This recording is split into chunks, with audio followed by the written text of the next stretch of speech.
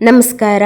ವಿಶೇಷವಾಗಿ ಏಪ್ರಿಲ್ 19ರಂದು ಅಕ್ಷಯ ತೃತೀಯ ದಿನ ಬಂದಿದೆ. ಈ ಒಂದು ದಿನದಂದು ಒಂದು ಅದೃಷ್ಟದ ಬಟ್ಟಲು ಅಥವಾ ಪ್ರಾಸ್ಪರಿಟಿ ಬೌಲ್ ಅಂದರೆ ಸಮೃದ್ಧಿಯನ್ನು ಹೆಚ್ಚಿಸಲು ಹಾಗೆ ಸಮೃದ್ಧಿಯನ್ನು ಆಕರ್ಷಿಸಲು ಈ ಒಂದು ಬಟ್ಟಲನ್ನು ವಿಶೇಷವಾಗಿ ಅಕ್ಷಯ ತೃತೀಯ ದಿನದಂದು ನಮ್ಮ ಅನಾದಿ ಕಾಲದಿಂದಲೂ ಸಹ ನಮ್ಮ ಪೂರ್ವಿಕರು ಮಾಡ್ಕೊಂಡು ಬಂದಿದ್ದಾರೆ.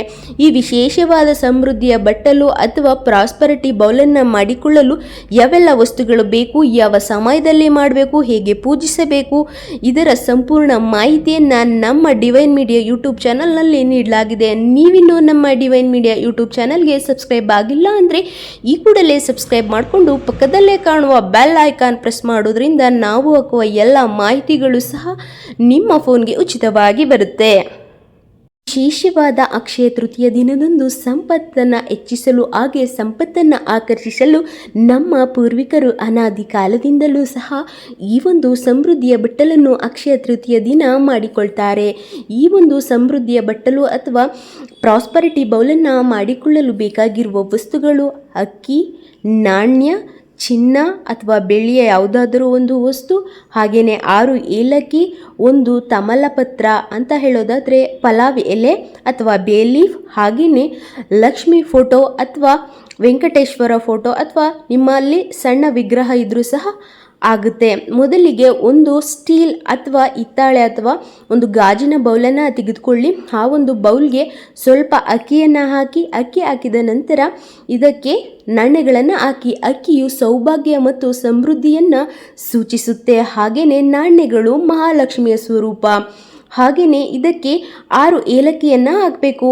ಏಲಕ್ಕಿಯು ಲಕ್ಷ್ಮಿಯ ಶುಭ ಸಂಕೇತ. ಹಾಗೆ ಲಕ್ಷ್ಮಿಯನ್ನು ಆಕರ್ಷಿಸಲು ಅಂದರೆ ಸಂಪತ್ತನ್ನು ವೃದ್ಧಿಸಲು ಈ ಒಂದು ಏಲಕ್ಕಿಯನ್ನು ಬಳಸಲಾಗುತ್ತೆ. ಹಾಗೆ 6 ಏಲಕ್ಕಿ ಬಳಸೋದ್ರಿಂದ ಲಕ್ಷ್ಮಿಯ ಒಂದು ಕೃಪಾ ಕಟಾಕ್ಷ, ಹಾಗೆ ಶುಕ್ರನ ಅನುಗ್ರಹ, ಶುಕ್ರನ ಅಧಿದೇವತೆ ಮಹಾಲಕ್ಷ್ಮಿ. ಹಾಗಾಗಿ 6 ಏಲಕ್ಕಿಯನ್ನು ಹಾಕೋದು ತುಂಬ ಶುಭ ಸೂಚಕ. ಇದನ್ನು ನೀವು ವಿಶೇಷವಾಗಿ ಗಮನದಲ್ಲಿಟ್ಕೊಂಡು 6 ಏಲಕ್ಕಿಯನ್ನೇ ನೀವು ಹಾಕಬೇಕಾಗುತ್ತೆ. ತದನಂತರ ಈ ತಮಲಪತ್ರ ಅಥವಾ ಬೇಲೀಫ್ ಏನಿದೆ ಆ ಒಂದು ಬೇಲೀಫ್ ಮೇಲೆ ನೀವು ಶ್ರೀಮ್ ಅಂತ ಬರೀಬೇಕಾಗುತ್ತೆ. ಹೀಗೆ ನೀವು ಶ್ರೀಮ್ ಅಂತ ಬರೆಯೋದ್ರಿಂದ ಈ ಒಂದು ತಮಲಪತ್ರ ಬಹಳ ವಿಶೇಷವಾಗಿ ಲಕ್ಷ್ಮಿಯ ಕೃಪಾ ಕಟಾಕ್ಷವನ್ನು ಪಡಿಲಿಕ್ಕೆ ಅಥವಾ ಸಂಪತ್ತನ್ನು ವೃದ್ಧಿಸಲು, ಹಾಗೆಯೇ ನೀವು ಅಂದುಕೊಂಡಂಥ ಕೆಲಸ ಅಥವಾ ಈ ಒಂದು ಸಂಪತ್ತು ಆಕರ್ಷಿಸಲು ತಮಲಪತ್ರದಲ್ಲಿ ಶ್ರೀಮಂತ ಬೀಜಾಕ್ಷರವನ್ನು ಬರೀಬೇಕಾಗುತ್ತೆ. ಹೀಗಾಗಿ ಲಕ್ಷ್ಮಿಯ ಸಂಪೂರ್ಣ ಕೃಪಾ ಕಟಾಕ್ಷ ನಿಮ್ಮ ಮೇಲಾಗುತ್ತೆ. ಹಾಗೆಯೇ ನೀವು ಅಂದುಕೊಂಡಂತಹಂತೆ ನಿಮ್ಮ ಅಭಿವೃದ್ಧಿ ಆಗುತ್ತೆ. ಹಾಗೆಯೇ ನೀವು ಜೀವನದಲ್ಲಿ ಏನೇ ಅಂದ್ಕೊಂಡ್ರೂ ಸಹ ಹಣಕಾಸಿನ ವಿಷಯದಲ್ಲಿ ಎಸ್ಪೆಷಲಿ ನಿಮಗೆ ಅತ್ಯಂತ ಶುಭ ಫಲಗಳನ್ನು ಈ ತಮಲಪತ್ರವು ನೀಡುತ್ತೆ ಅಂತ ಹೇಳಲಾಗುತ್ತೆ.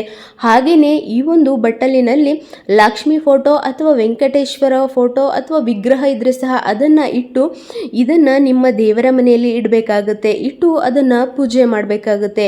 ಅದು 10:49 ಅಂದರೆ ಏಪ್ರಿಲ್ 19ರ ಅಕ್ಷಯ ತೃತೀಯ ದಿನದಂದು 10:49ರಿಂದ 12:20 ಒಳಗೆ ಮಾತ್ರ ಈ ಒಂದು ಪೂಜೆಯನ್ನು ನೆರವೇರಿಸಲಿಕ್ಕೆ ಅವಕಾಶವಿದೆ.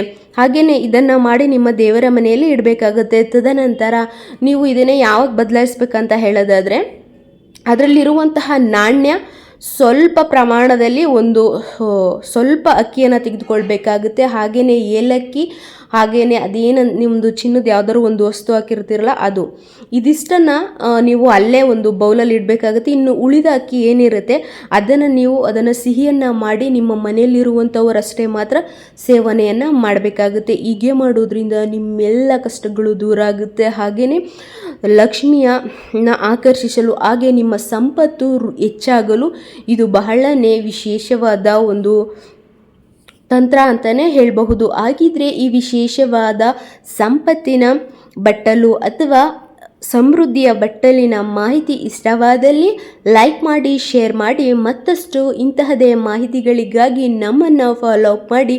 ಅಲ್ಲಿಯವರೆಗೂ ನಮಸ್ಕಾರ.